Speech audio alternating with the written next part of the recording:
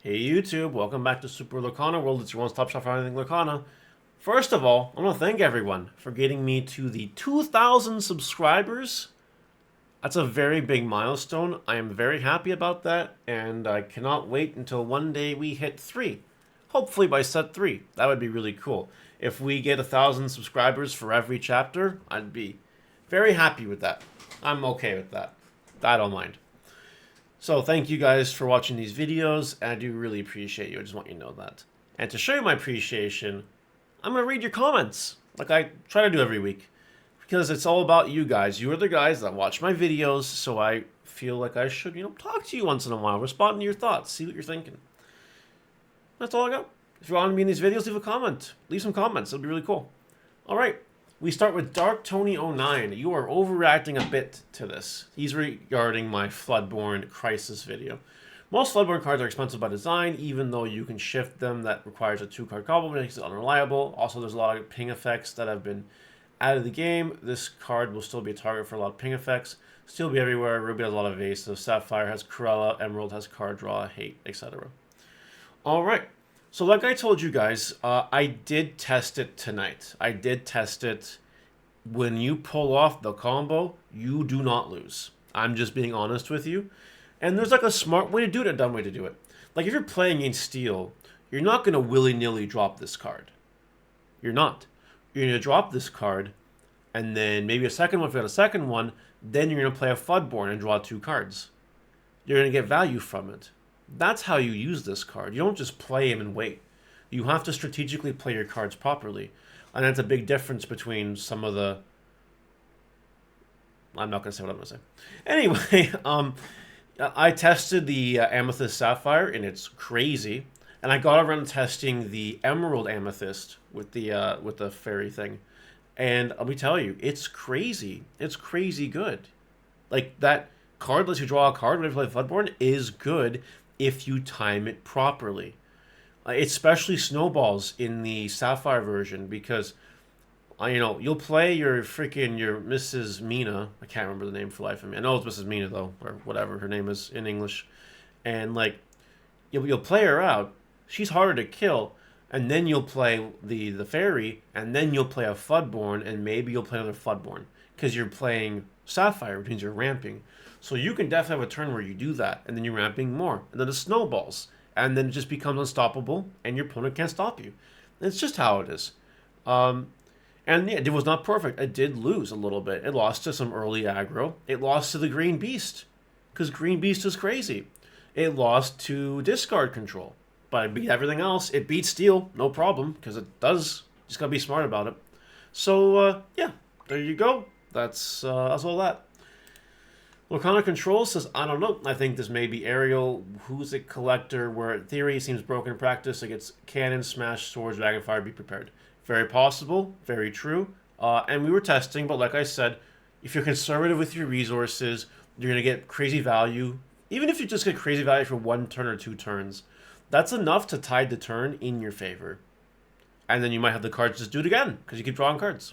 So, this is all valid. And nothing in this game is infallible so far, which is good. Cards are a lot more powerful, but nothing is tier 0 unstoppable. And that's nice. It is a good thing. But the stuff is very strong with the fairy. And we got Buck WH3 at 91. Draw power is good. You want everything to fall the victim to Emerald? I don't. I don't know what this comment was designed to do. This was in response to my Floodborne video. I don't know what this guy is saying in response to like what my video was about. Nothing always falls victim to Emerald, though I will say Emerald and Amethyst are looking to be the best inks in set 2. And I don't think it's close. Just so you know. Alright. Yuki 7344. Most people who hating the game, hating the crash, is people who've never played the game. All the scalpers and investors that are pooping their pants a little bit. Yeah, it's definitely a thing. They hate the crash because they want to make money, for sure. Larak, 8452. That's awesome you saw the MSRP. My LGS is selling them at 240. I'm still waiting for the enchantments to go down. I remember Enchanted Elsa, when it was first was 300. Mickey's been 275. Nice to see some cards going down. And yeah, this guy also checked his lots of time taking. Most of them are way down. Even also is down $200 from 700 to 500. Yeah, this is true. I don't believe in ripping people off. I believe in being fair and selling this at MSRP because I'm a good business person and I can make my money and meet my targets and pay myself and my employees no problem. It's really easy to do. I don't need to be a scumbag with Lorcana products to do it. A lot of stores are. A lot of stores bump it even $20, $30 for like little tiny little things that you don't really notice. Nah, it sucks. Don't be that person. I'm just telling you. You don't need. If I don't need to be that person, you don't need to be that person. That's kind of my point. Obelix, can you elaborate a bit more on why you think Bell will see reduced play? I certainly can. The Sapphire Bell is a good card, but the cards that we're getting in set 2 are better.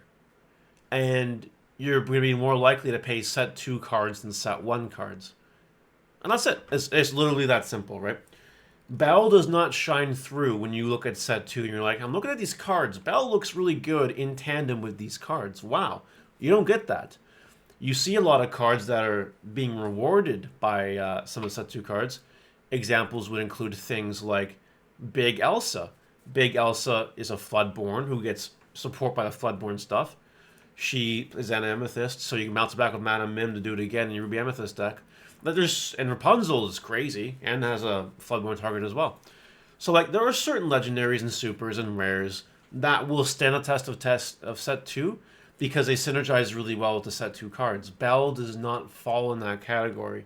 Now, it will see play. It won't drop off the face of the earth or anything, but it's not going to be anything insane.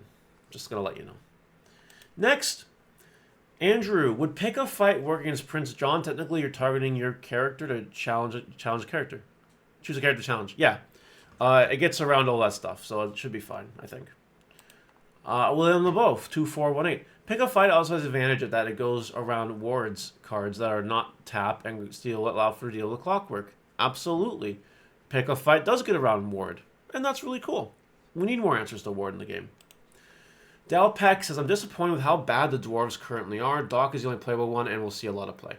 Yeah, well, I would personally like to see a little more 7 dwarf support. Make the deck really playable right from the ground up, but, you know, we're up to Ravensburger, right? Ravensburger will decide how good they want the dwarfs to be, not us.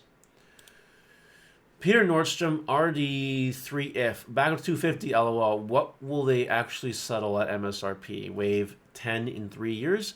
I don't believe there'll be a wave 10 in 3 years. I don't believe there'll be a wave 10 ever. But I just don't think we're going to see MSRP ever. I think we'll see close to it, but I don't think we'll see it. I hope I'm wrong. I'm not usually wrong about a lot of things. I'm pretty much always right, but I hope I'm wrong about that. Because it would be a big W for the people that just want to buy boxes. To buy boxes. Not scout boxes, but to buy boxes and enjoy them. Last comment today. One LGS still at 270. The people are being ripped off. It's really unfortunate. What I want to do real quick is just look up booster box prices. Just real quick. I want to see where we're at as of right this second. See what's happened. Because I haven't looked at it all day. I've been busy. Where is it?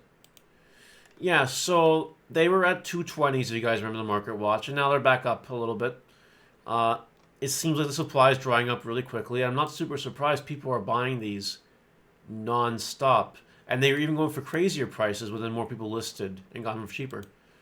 Don't forget, people, and they hit as low as 2 love. That's really nice. Not like MSRP nice, but really nice.